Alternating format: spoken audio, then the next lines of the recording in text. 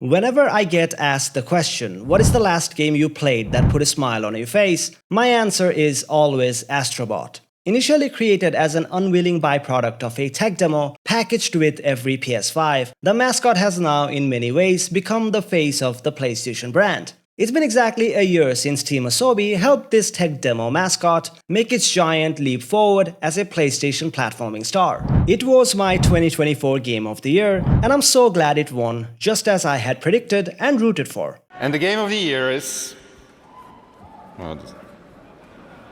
Astro Bot! This game holds a special place in my heart as a true love letter to PlayStation, and it was also the very first video on this channel. We have come so far, and I want to thank you for helping me cross 900 subscribers. Okay, enough with the preamble, let's get into why I think Astro Bot is so special and why it's still a 10 out of 10 masterpiece in 2025. This game stands out as a unique technical achievement. I would argue it's one of the most technically impressive video games I have ever had the pleasure of playing. Beyond the stunning visuals, popping colors, intricate level design, and unparalleled visual effects, the game is all about sensation. It's a game you truly feel, thanks to the powerful integration of the DualSense controller, which delivers every detail the game wants you to experience. This includes everything from the feel of water puddles, flowing sand and gusts of wind, to the very texture and materials of the platforms Astro is landing on. It is the only game to fully and ingeniously leverage all the capabilities of the DualSense controller,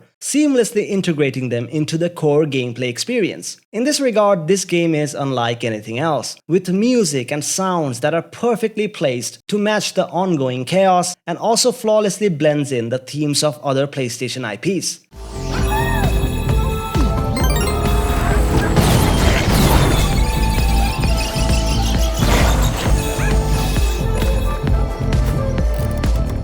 The technical prowess goes even further. In fact, this is arguably one of the most polished video games I have ever played. I pre-ordered this game because I really enjoyed Astro's Playroom, and I played it at launch. And I swear I haven't faced a single hiccup, crash, or frame drop ever since. Everything in this game is so well polished and curated that it just flows together seamlessly, from the menus to the gameplay. The load times are literally instantaneous, and the way it transitions between different gameplay systems and levels is a true work of art. Speaking of which, let's get into the levels. The main game includes more than 80 of these, and Team Asobi continues to add more via free DLCs, which is incredibly generous of them. The levels are what make Astro Bot so charming and special. The sheer number of new gameplay mechanics introduced in almost every other level is truly masterful. The game doesn't need tutorials like other games because these mechanics feel so natural and organic, making perfect sense with what each level requires you to do. The game's mechanics can be something as simple as stopping time so things slow down, or the ability to make Astro Bot bigger or smaller so he can maneuver tight spaces. It could also be the ability to float up in the air or just power through any obstacle that comes your way. It could also be the ability to have monkey hands to grab onto ledges using the DualSense controller's motion controls. It is these genius level designs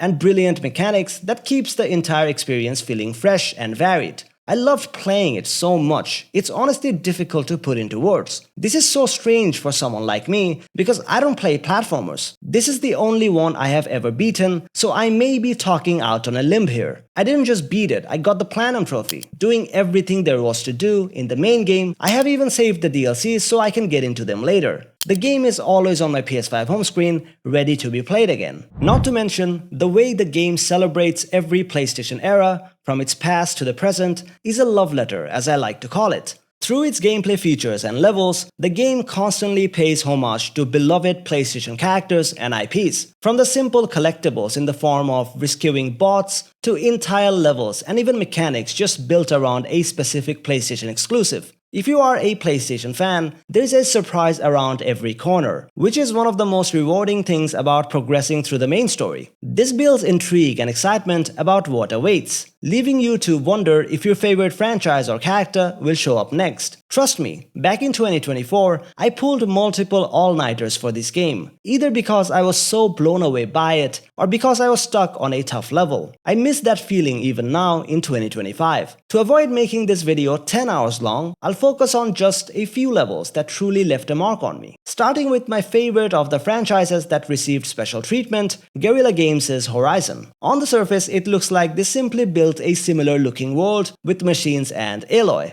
But when you dig deeper, you find they literally added the bow and arrow from the game. The nods don't end there, as there's even a literal boss fight against a machine in a heart-stopping set piece. It honestly reaches a point where it feels like they went a little too extra, in a good way. The same can be said about the Uncharted level. I remember jumping out of my chair and yelling, "No way," as we played through a level taken straight from Drake's Fortune with iconic set dressing like the U-boat and the wrecked plane hanging from a tree. We even got to solve puzzles like the game. It doesn't end there, as the level culminates in another insane, heart-stopping set piece that feels like Naughty Dog themselves made it. It is again too extra, but they went for it.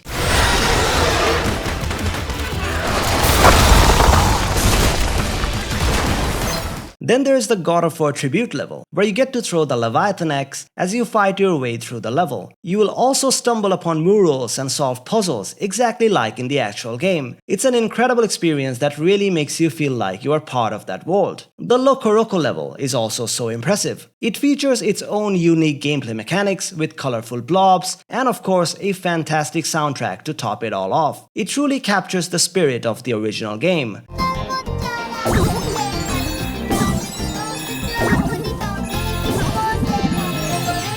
The casino level, where you get to slow time to navigate your way up through chips and cards, which is another really cool tribute to Sly Cooper. Then there's also a level where you play as a miniature version of Astro, sneaking through tight spaces. That was the level that truly made me feel like they made something special. There's also the level that is designed entirely as a tribute to the original PlayStation 1 Tomb Raider. Even though I haven't played that game, I just love how visually stunning this level is. These levels are so charming and immediately puts a smile on your face. I'm just scratching the surface in terms of tributes. There are so many more in there. You'll find nods to games like Shadow of the Colossus, Ratchet & Clank, and Ape Escape, just to name a few. The game is absolutely jam-packed. They literally created a game just to celebrate PlayStation's franchises. There's literally a hub area you can explore where you'll find all the missing bots you have rescued. You can interact with each of them and they'll do their own thing. It's an incredible detail that makes the world feel alive. I also really like the smaller levels. They're just short bursts of the Astro Bot experience, perfect for picking up any time and playing. The only difference is that they are much more difficult.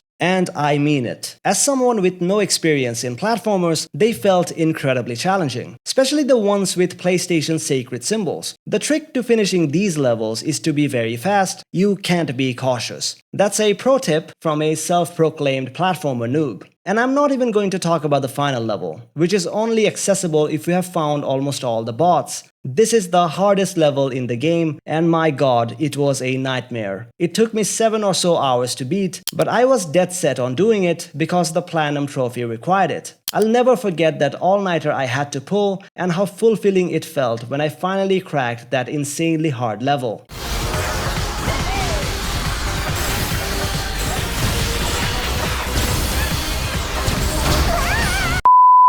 Astro Bot truly is an experience worth having, and it is the best $60 I've ever spent on a video game. I think everyone will take something different from it, as your personal experience is shaped by your connections with these PlayStation franchises and characters. That is the beauty of this game, as underneath it all lies creative and charming level design and gameplay mechanics. Team Asobi has created something so special, so charming, and so perfect that I don't know where they go from here. I usually conclude my videos by stating the aftermath and what the next step is for a franchise, but I don't know what you could possibly improve on in this game. Do they make a sequel? Do they continue to add those extra levels with free updates like they have been doing? If you do that, how do you monetize and keep it viable? Or do they just make another one with the next generation of consoles? I honestly don't know. But what I do know is I'll be up for anything and everything they do with this franchise. Thank you, Team Asobi, for this experience that will last a lifetime. Now it's your turn. What do you think about Astro Bot? Do you love it or hate it? What are your favorite levels? Let's talk about all things Astro Bot in the comments. And if you enjoyed this video, be sure to give it a like and subscribe to help me reach 1000 subscribers. Thank you so much for your valuable time. Rakzplayz signing off.